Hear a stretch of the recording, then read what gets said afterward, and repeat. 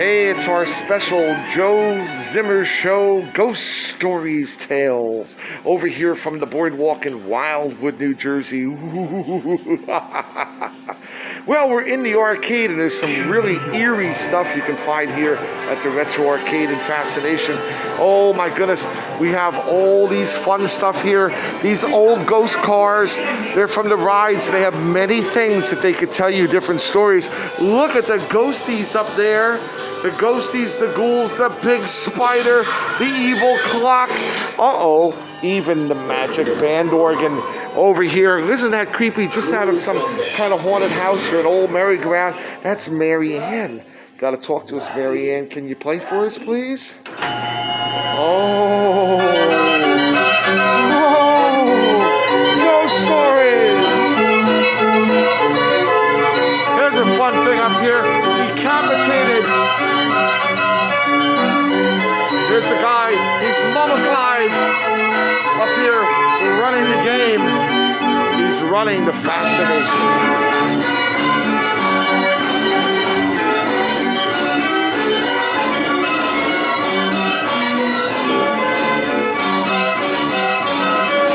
Devils are on the loose. The snakes! Snakes! Oh, I hate snakes! I hate snakes! Look at these ghouls up here. Oh, the lady, she's getting sawed to death. The skeletons in the closet. Whoa! What are you gonna do?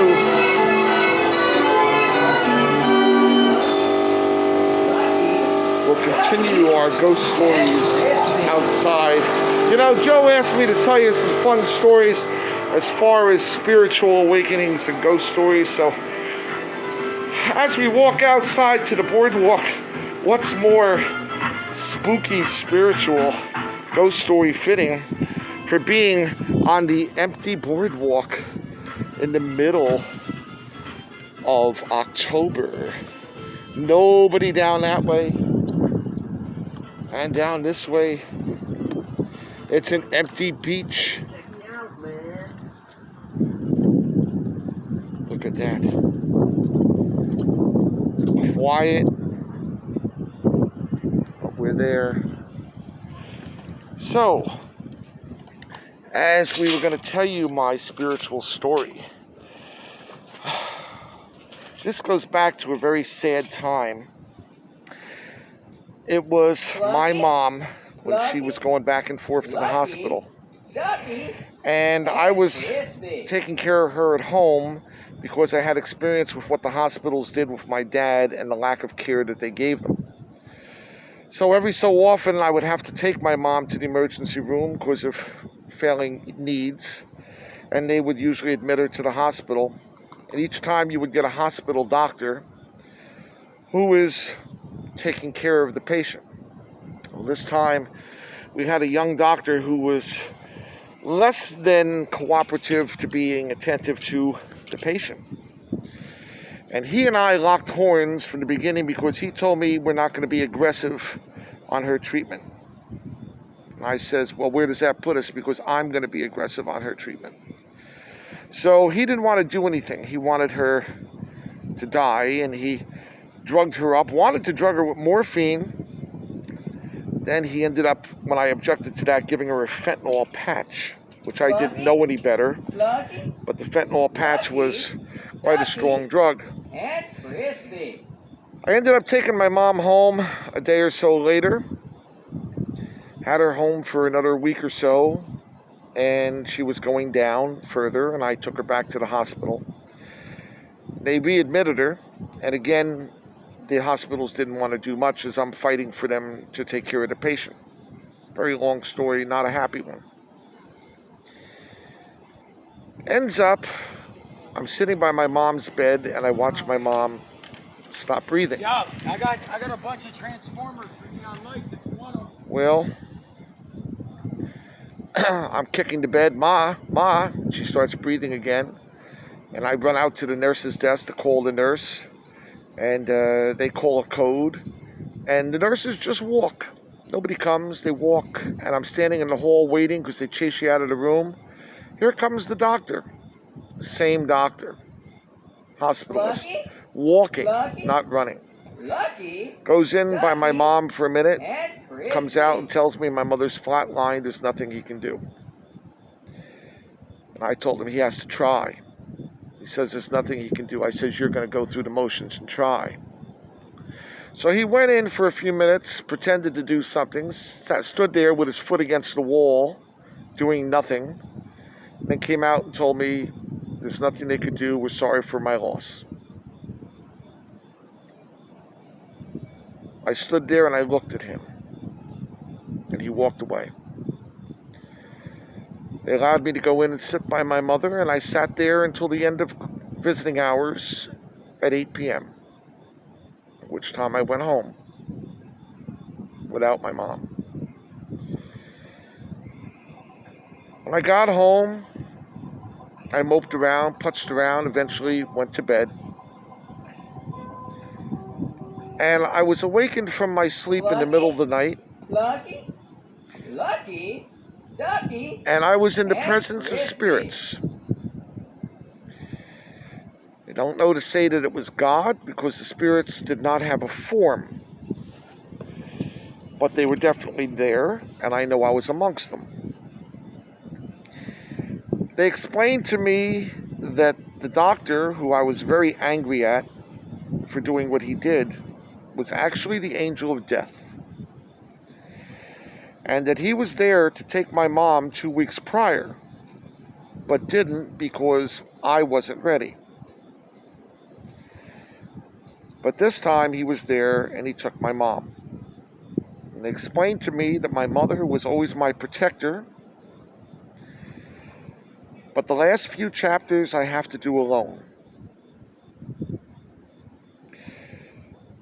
With that, I was no longer angry at the doctor because I knew the reality of the circumstance of what he was. Lucky, Ducky, and Crispy. With that, a new spirit appeared. And this spirit had physical form that I could see. It was a young man in his late 20s, dark complexion, Middle Eastern skin, dark curly hair, light colored eyes, Mediterranean blue-green, big smile. And it was revealed that he had recently died. Whether that was 10 minutes ago, 2 hours, or 200 years was not known. He was given the option to go directly to heaven, or he could remain on earth as my protector. He chose the latter. With that, a long wooden box appeared, the size of a box that would hold long stem roses. It was made of wood that was quite worn, as if you dug it out of the earth, and covered with dirt. The cover opened, and inside I could see, by looking down, there was a flattened piece of metal in the shape of an upside-down cross. It was rusted and as if it was decayed into dust. He reached his hand into the box, and as he reached in, the rusted flattened metal plumped and grew and glowed to a lava orangey red. It became a sword, and he lifted it out of his box in his hand as symbol of my being protected by my guardian angel, and he was my protector. His name was Michael Naval. He has a first and a last name that I've never heard of, Naval, in my life. Never seen or heard this person. But I know that he stands there as my guardian angel as I go through the last chapters of my life here on earth. This was no dream. It was in vivid color, in extreme detail, and complete, absolute recalling of the events. It was an encounter with the spiritual world, an encounter with God. My guardian angel was there. God is real, spirits are real. With that, I found myself back in my bed, fully awake, with full awareness of the situation of what happened. So spirits are very real. They are not necessarily evil like we like to think of on Halloween with witches and warlocks. Each of us has a spirit. God is real. There's no one can tell me otherwise because I have met them. Lucky, Ducky, and Each of us has a Crispy. task on earth, and until we complete our mission, we will be here and we will have help. I've had many avenues through my life that I've had to follow, all with purpose, as I make my impact throughout the world. Great gifts I've been given in order to do this as a soldier for God. We do our best in life, and someday when we stand in spiritual form, hopefully we'll hear the words, "Well done, my good and faithful servant." This is my ghost story, more of a spiritual one, and hopefully you'll take heed because it's very real.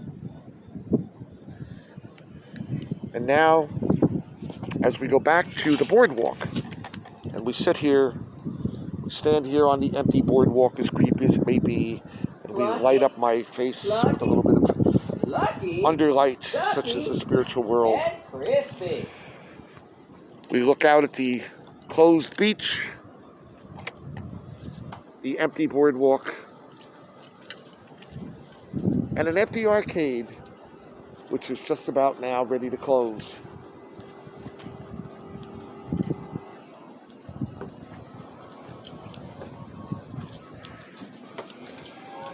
And we bid you all a farewell and a good night from the Retro Arcade and Fascination in Wildwood, New Jersey. We'll see you again. Thanks, Joe. Have a good show.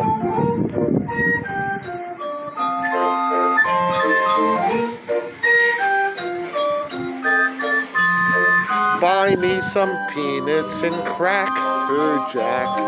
I don't care if I ever get back, 'cause it's root for the whole team.